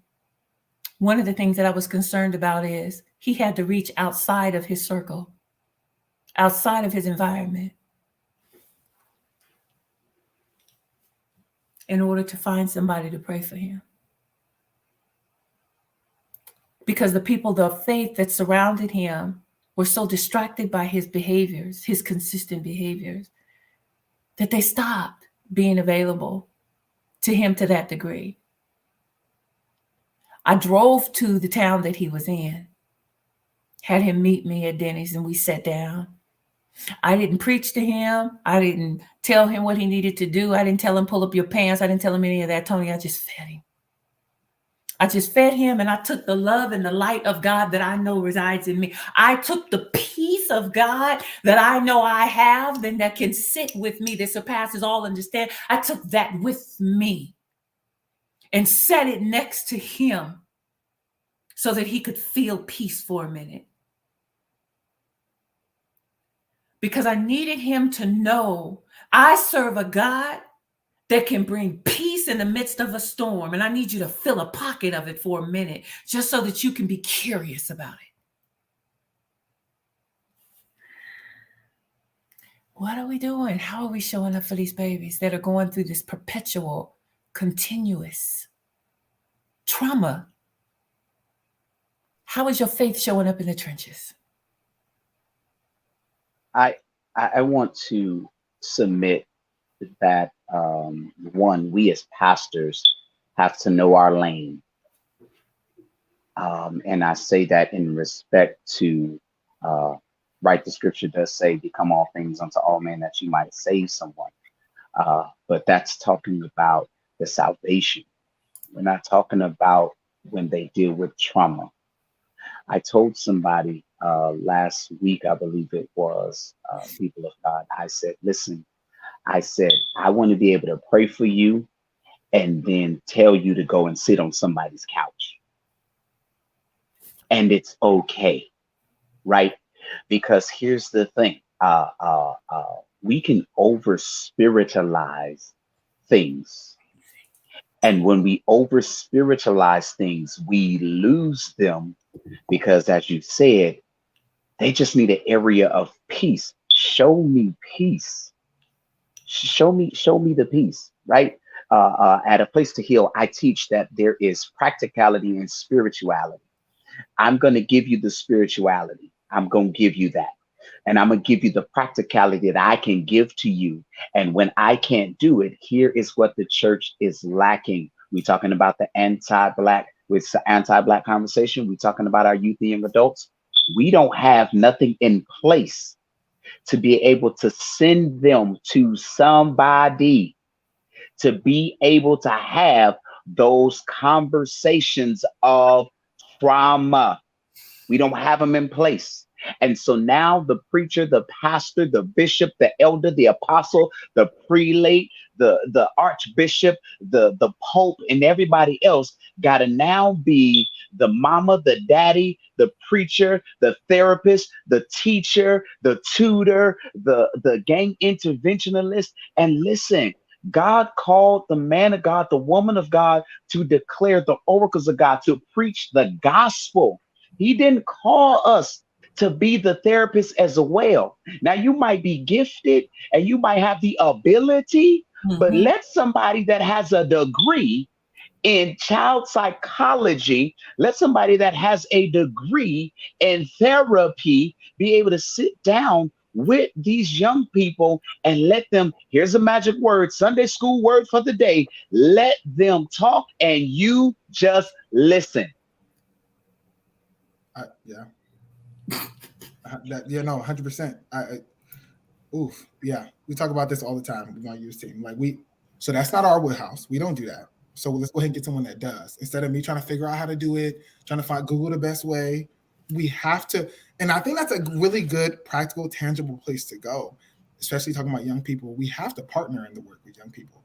We can't be siloed in this work. We have to, again, demonstrate community if we want them to be a part of it. If we want them to invest back in this community, how do we demonstrate that this community is worth you even investing back and coming back to, or not leaving in the first place, right? And I also want to just go back to something that you said, because I think, and I do also, and I weird apologize, but I'm gonna apologize to anybody listening that thinks that we have the answers, because we don't. We don't have all the answers. And I know that right now this is a conversation where we're talking about these things, but I say that for a reason, because I struggle a lot in the, trying to Yeah. what do I do, right? Because I carry the weight. And when that young man texted me today, I called my coworker and I was like, I don't know what to do. What do I say? I was like, the best thing, because he was like, I'm tired of my pockets being empty. I want to go back to jail for headspace. That's literally what he said. And we do little things like we'll give him a job, like a stipend job to go fill some, do something and get a little check, right? So I was like, I told my coworker, I was like, the best thing I think I could do, I was like, I'm going to say, hey, tomorrow, let's go cash your check. And 2, let's just hang out and go eat to give you headspace. Mm-hmm. That's all. And I told him, I was like, that's all I think I can give him. I can't talk. I can't text him. I don't know. I could, but I'm like, I just got to go, just be with him and just show, just be there and give him headspace and show him love. And immediately he was like, good looking out. Thanks. And then he texted me later and was like, okay, so what's the plan tomorrow? What time? And I just want to say that you saying that about that young person that you went to dinners with lets me know, okay, that was it. Yeah. That's what I need to do. So It thank you. It reminds me of the Shema, right? The crying out. You know, like the children of Israel, they were in captivity and they cried out, and this liberator comes, and you have like in the whole book of Judges, every champion arises after this cry out from the people, right? And so it's like this motif of crying out and responding to them in that need, in that liberatory space to say, "Nah, I hear you." You know, I hear you, and then this Mm, when I see you. yeah. Mm.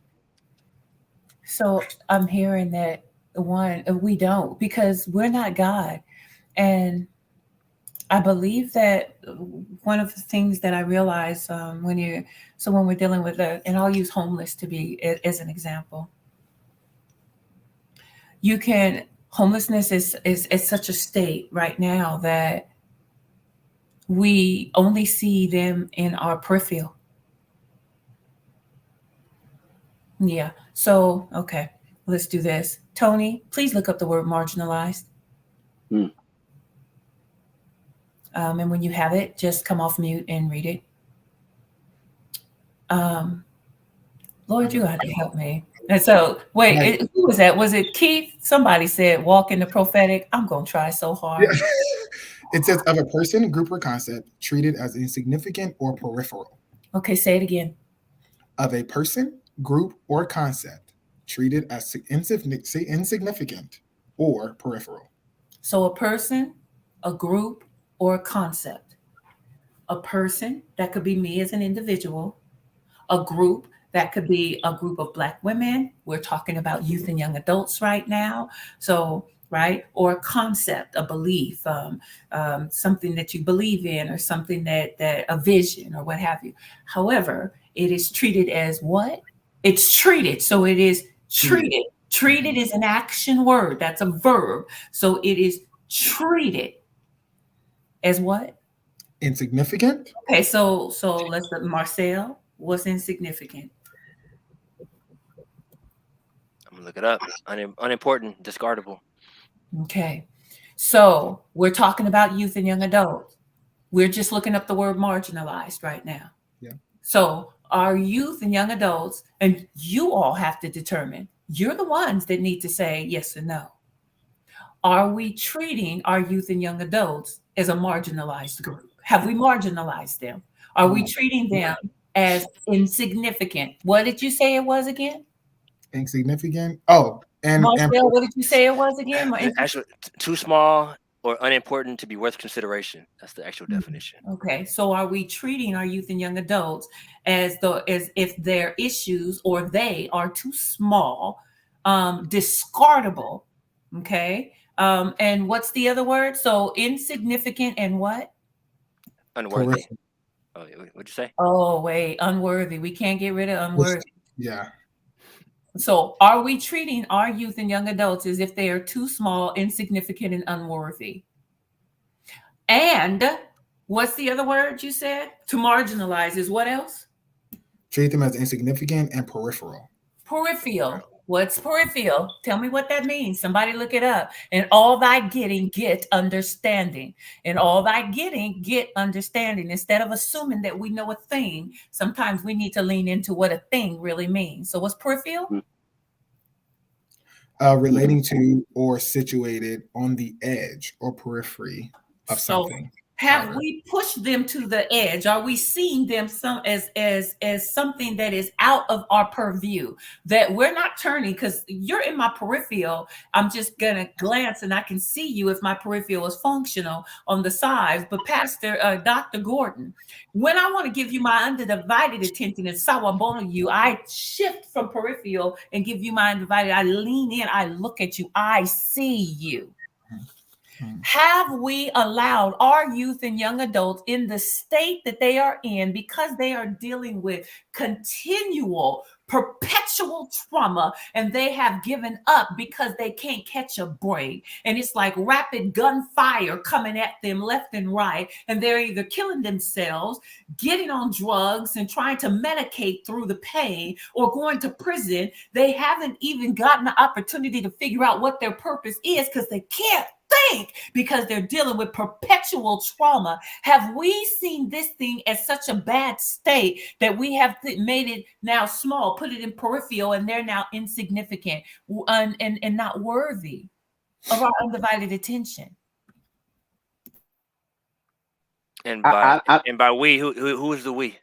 Well, I'm wondering, when I say we have our system is already set up and designed that way. So I can't blame it on the system, because the system is structured to marginalize groups, individuals, and concepts. Yeah, the system is working. However, when someone says we, I personally look at me, because I'm just to make sure, like, even if it isn't, because I'm like, well, we have done X, Y, and Z, or we have failed. Let me reassess. Mhm. Where has Tony failed? Like, where are we at, right? Mhm. And whenever it's, and again, that doesn't mean that I'm responsible for every situation. But Mhm. again, it's about accountability, especially in this work with young people. I think we so often look at young people like it's their fault all the time. It's always this trauma that they're in, them getting locked, it's all their fault, right? But if we are failing, or we have not done something, Mhm.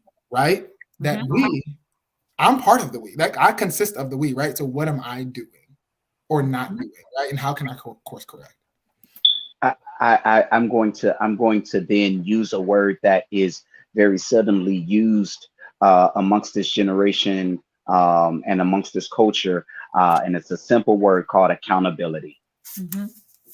And I use that word because when we use the phraseology of we, when we say us, Mhm. we then have to become accountable for what it is we are doing and what it is that we're not doing, and what we have done well and what we haven't done well. Here's my opinion about the pandemic on the spiritual side. My opinion about the pandemic on the spiritual side is that God allowed everything to be shut down for Mhm. us to reassess where we've gone wrong, right? And then watch this. He allows us to come back, right, with a different mindset, mentality, and a different goal for us to be able to reach the people that he's sending back. Not only people that he's sending back, but the people that have made up in their mind, I will never come back. Why? Because when they left, it was a mess. And now they believe when they coming back, it's still going to be a mess. So there's no accountability when it comes to, I won't even say leadership, because that is almost to put it on just the person that's up front. When in reality, it is accountability for us all as a community to make things better for the next generation, for our children, and for the children's children and the children's children. Here's where I'm gonna jump off of this thing. The Bible says that there was a generation that knew not the ways of Joseph. Here's where we gotta be honest. What are we teaching the next generation about how to hold each other, not only hold each other accountable, but how to help each other become better in where they are? Mhm. And what are we doing? And I want to say yes, and I agree 100%. I want to do a both and. And what are we doing to disrupt this system that is functioning as it was designed to?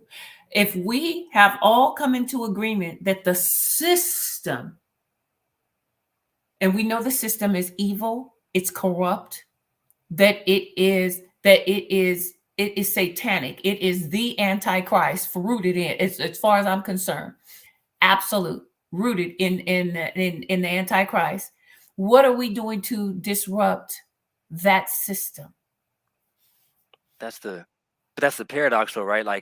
If we are marginalizing our younger brothers and sisters, if we are pushing them to the periphery, a lot of that comes from us trying to survive in the system, right? We have to survive in the same system, right? So it's the paradox is, in order for us not to be complicit in the disenfranchisement of our young people, we have to then reevaluate our position in this system and how we perpetuate it.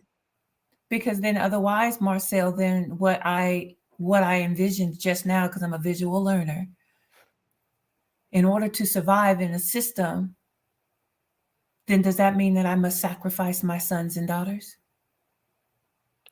I mean, that's the question. Are we sacrificing our sons and daughters, right, to survive in this system? Like, you know, I was sacrificing my children. I was. As a Black woman, I sacrificed my son. And then I had to go back. I had to repent. I had to show up and then figure and get help, tools, resources. But now I have to figure out, how do we disrupt this system? How do we not disrupt it, dismantle this system? What were you saying, Marcel? What were you thinking? No, I was thinking what Tony was talking about earlier. Like, we don't got the answers. I mean, I like it. I like it. I mean, my initial thoughts is resistance, right? Like, and refusal to participate in the system, in the parts of the system that we become aware of them, that they are doing harm, right? But I think it's an evolutionary thing. Like, what we see now is what we didn't see 10 years ago. You know.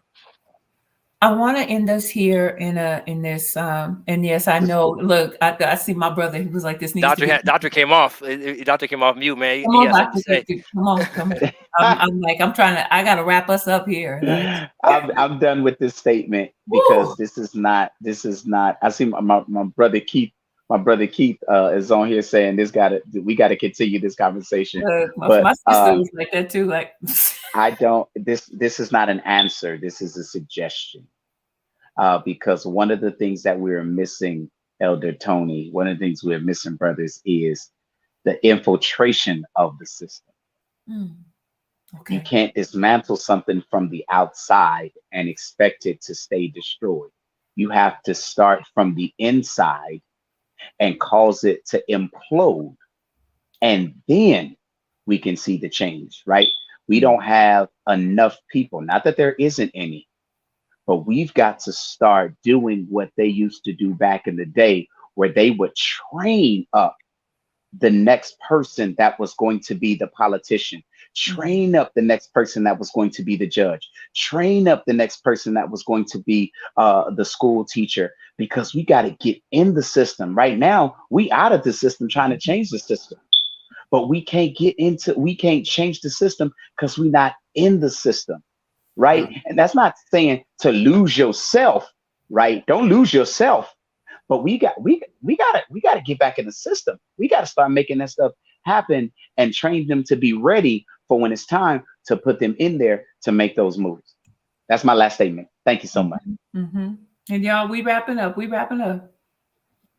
Tony I saw the hand, man. Tony, I see your hand. Come on. That's so good. That's so good. And I find myself conflicted a lot around this. And I'm going to end here too. And this has been a conversation literally I've been having internally for about 2-3 years doing this work, because I used to always say, like, because I hate politics, I don't want to build the system. I'm like, I'm just going to work with young people in a system and how to stand in the face of opposition, right? But then but is that counterproductive? Like, is that just teaching them again how to survive in a place that's not healthy and not safe, right? So then I turn to, okay, let me lean into the policy, right? To the system, right? Let me lean into what's going on locally. Let me lean in to the court systems, right? Because that's a system too, and the probation system, right? And I got good relationships. Like when these young people come through, the judges are calling me like, hey, there's this kid, we're not gonna lock him up, or whatever with you, can you work with him? Right?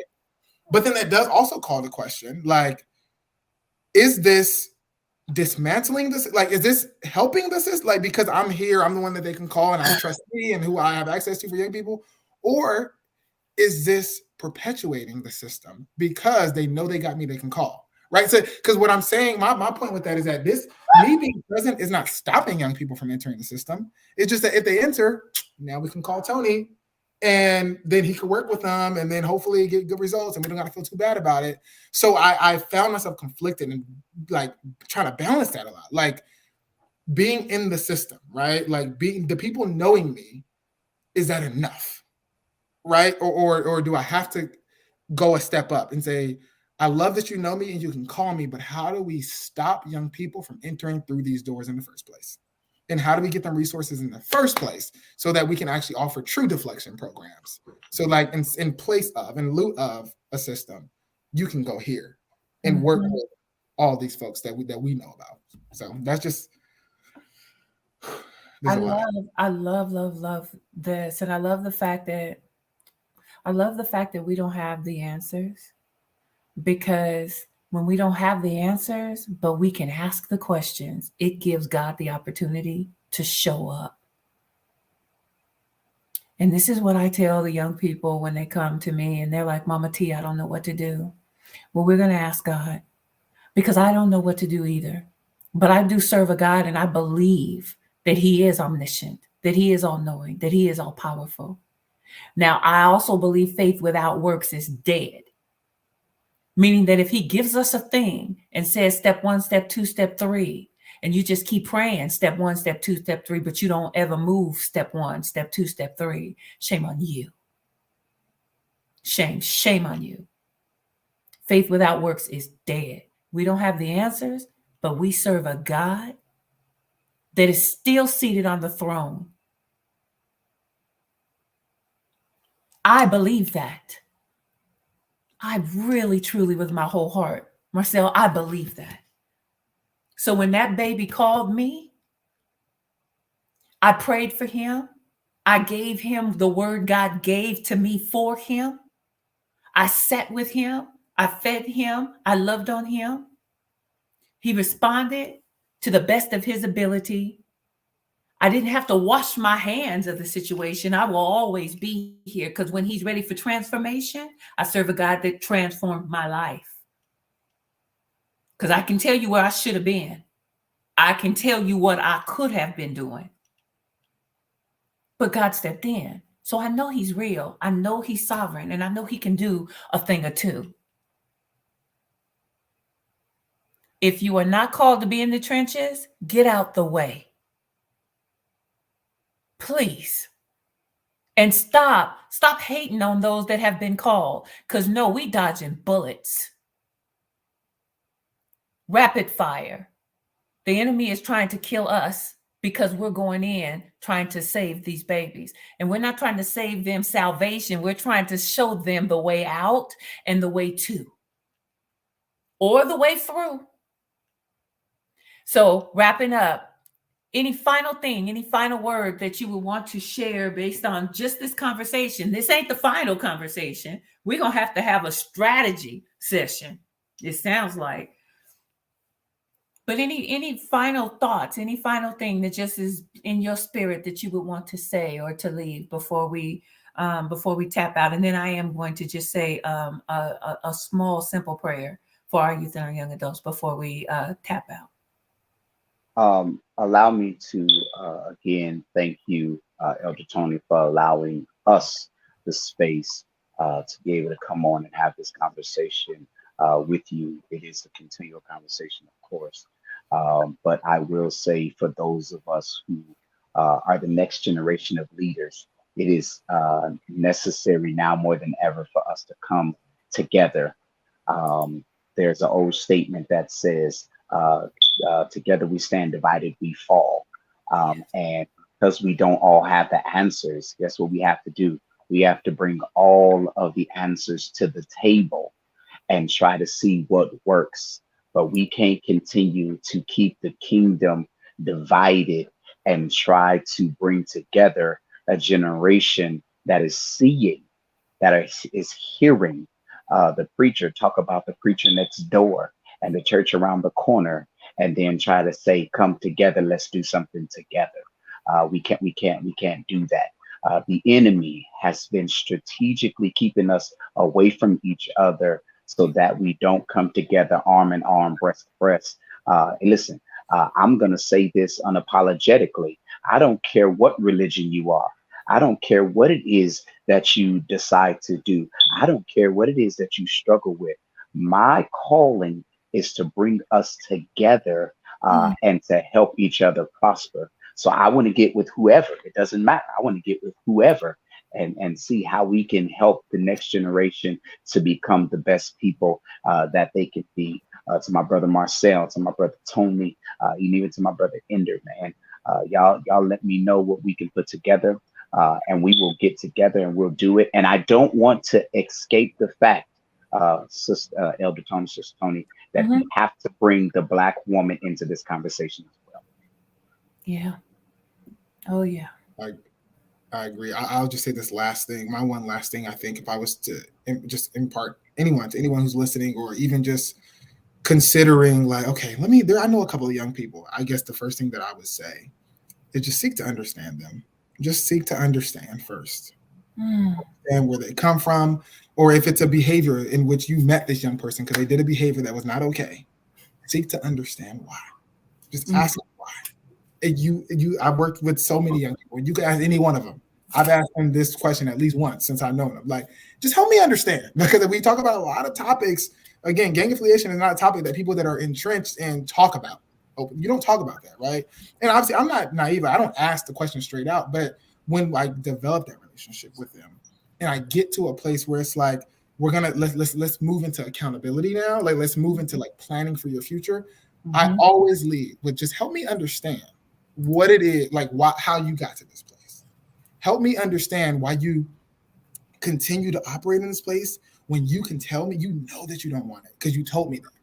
Like, help me understand it. And from that place, from a place of understanding, then we can move.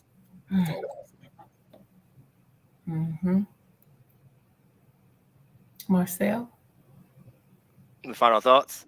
Mm-hmm. I think I'm leaving like really just wanted to share that I am not discouraged. I've seen young people do powerful things, and I know in my generation, we've think about change down the line, but the young people I work with say no, change can be now, and the energy and the vibrancy of them saying, "No, we can change things right now, and we gonna press lines to do it," encourages me, man. So I'm not discouraged. I want to keep letting young folks push the line. Yes, I like that. I like that. I shared with a group. I have learned to sit at the feet of young people so that I can be taught. And so, what would I say to my generation? Make yourself teachable.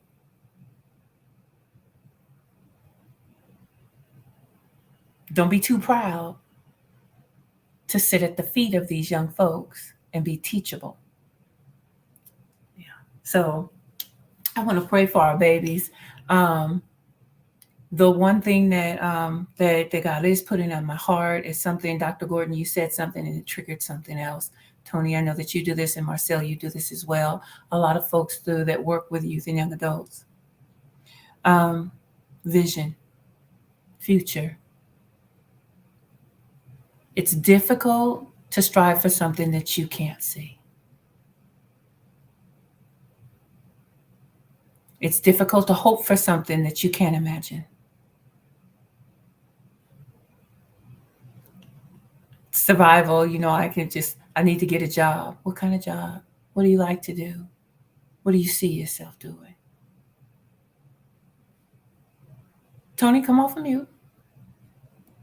I, I, I was going to say this earlier, but I'm going to say it now because it's about that. I'm going to always advocate for young people in every space that I'm in. And I say that because when if we're talking about like nonprofit space and funding, right? Even like on a very tangible space, it's always like, we need to get them to achieve, or in school because it's attached to funding or X, Y, and Z. But to that exact point, like, if this young person is reaching out, or this young person literally has nowhere to sleep tonight, has no food to eat, how dare we say, but are you going to school tomorrow? And why are you late?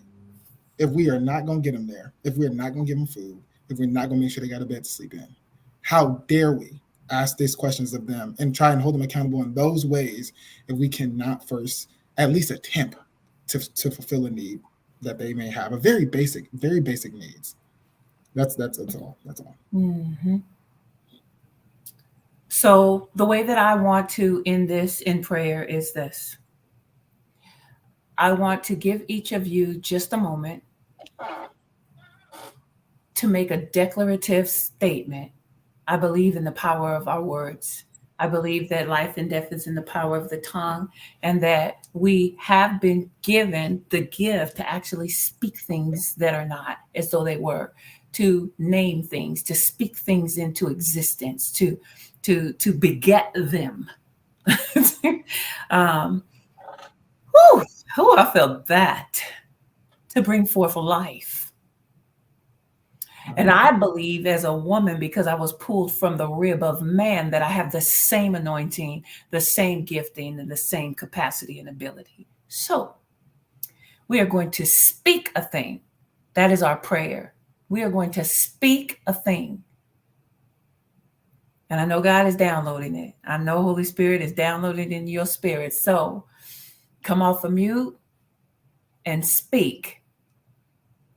What would you speak and decree into existence over our youth and young adults? Doesn't have to be anything elongated. Speak a thing. And you got to trust Holy Spirit. Speak what he's given you, what he's downloading into your mind right now, because I know he is, because it's what he gave me. I guess I'll go first. I declare that change is now. Mm.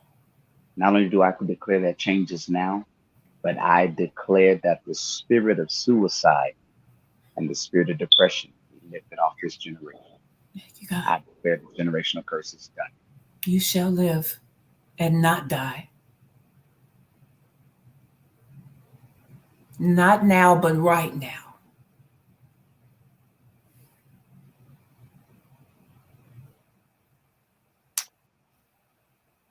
I declare that life and not death will have the final say, and that new life will flow through our youth.